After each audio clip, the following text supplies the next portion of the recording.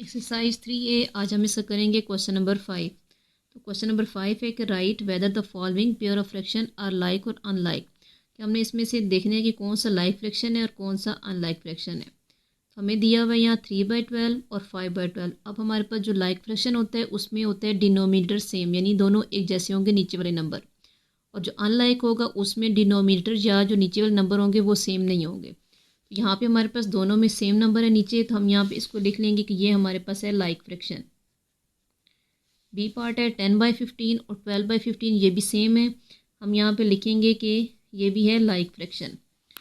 Third part में हमें दिया हुआ है 18/20, 19/21, और 20 और 21 जो है वो सेम नहीं है, तो ये होगा हमारे पास अनलाइक फ्रैक्शन। फिर है 11/20 और 19/20, इसमें भी सेम है, तो ये होगा लाइक फ्रैक्शन।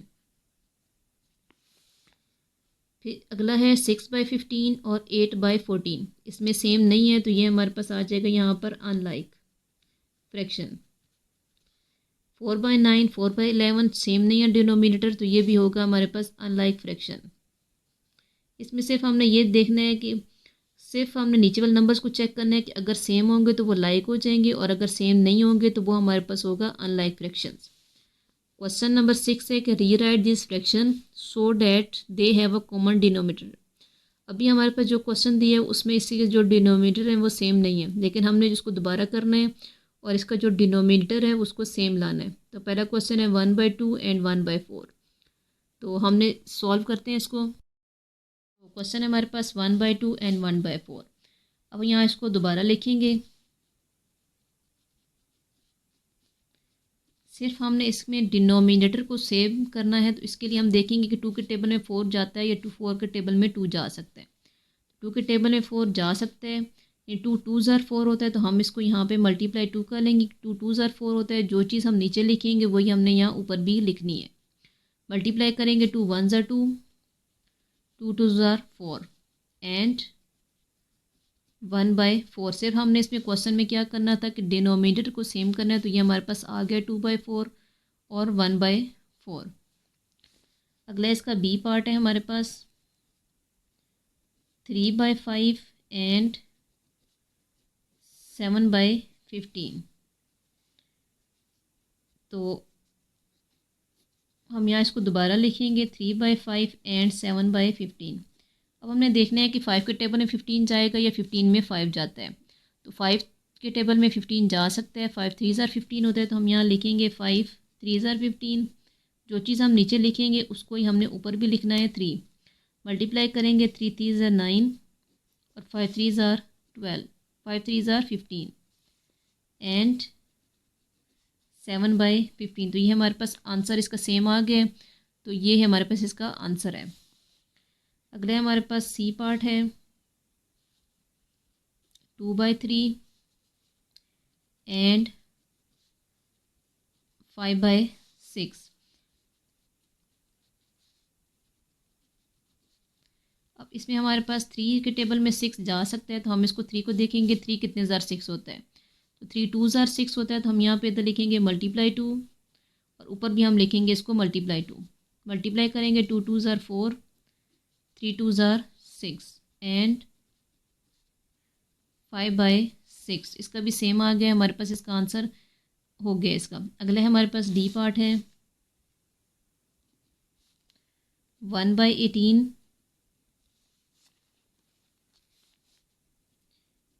एंड 1/6।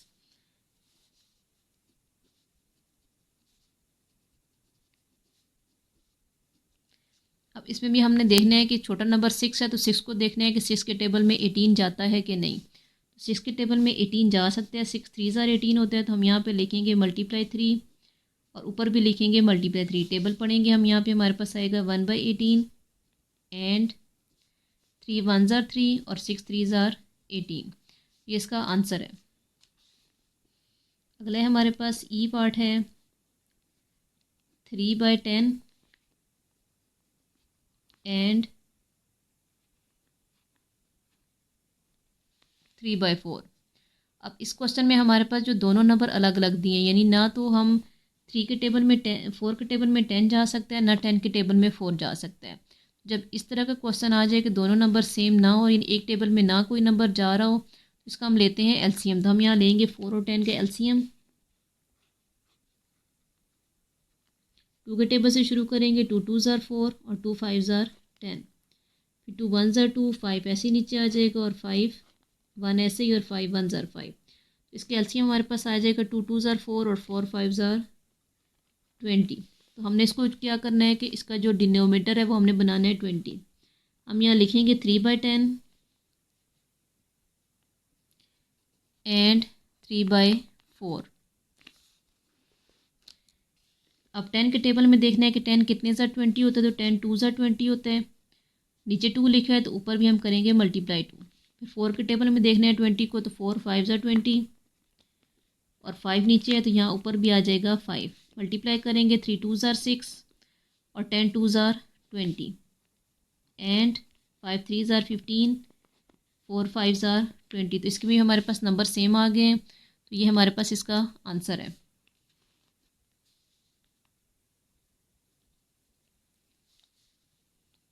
अगले हमारे पास 2/7 एंड 5/14।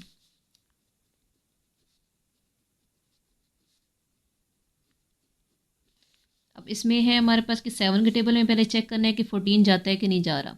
तो 7 के टेबल में 14 जा सकते हैं, हम यहाँ इसको सिंपल मल्टीप्लाई करेंगे। 7 2 ज़ार 14 होते हैं, मल्टीप्लाई 2 नीचे भी करेंगे और ऊपर भी करेंगे, तो हमारे पास आ जाएगा 2 2 ज़ार 4 बाई 7 2 ज़ार 14 एंड 5/14।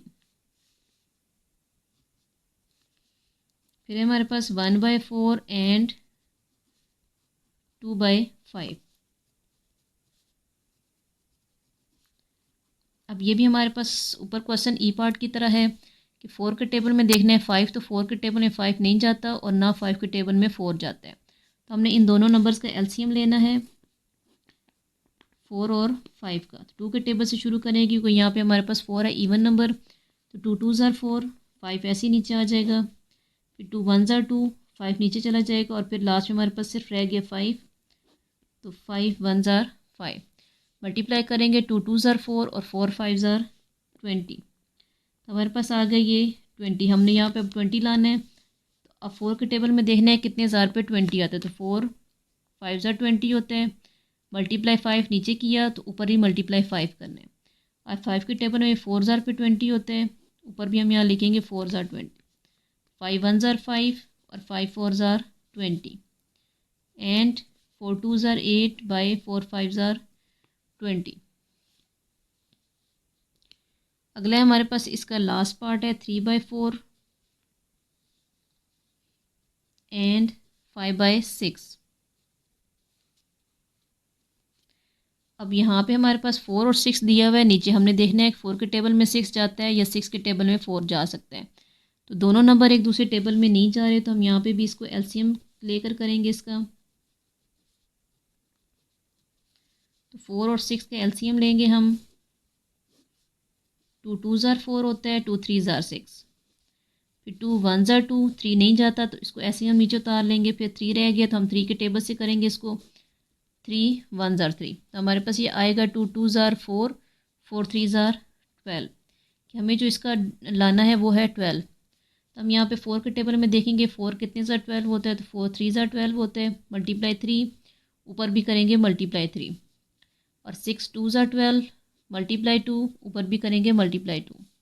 तो 3 3 ज़ार 9 बाई 4 3 ज़ार 12 एंड 5 2 ज़ार 10 और 6 2 ज़ार 12। तो हमारे पास इसके दोनों नंबर सेम आ गए, 9/12 और 10/12।